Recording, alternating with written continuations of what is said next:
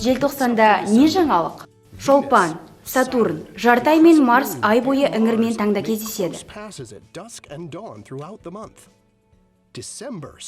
Желтоқсанның алғашқы кешінде-ақ Юпитер, Шолпан, Сатурн және жарты ай жіпке тізген моншақтай сап түзейді. Күннен кейін іле-шала бататын Юпитерді көру үшін көкжиек таза болуы қажет. Күн батысымен шамамен жарты сағаттан соң оңтүстік батыстан ашық аспан іздеңіз.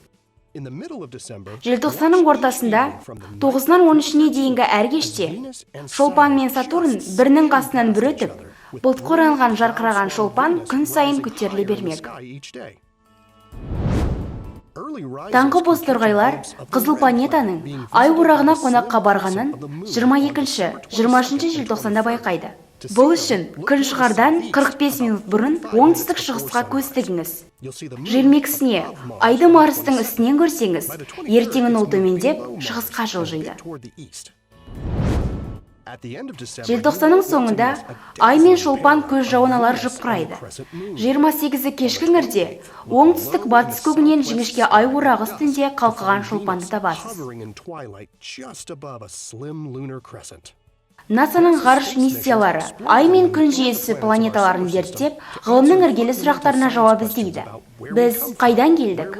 Қайда барамыз? Жалғызбыз ба? Желтоқсандағы ай фазалары. НАСАның қазіргі және болашақ барлық миссиялары NASA.gov сайтында. Мен Престон Дайч, NASA реактивті қозғалыс зертханасынан. Келесі жылы да аспанды бірге бақылайық.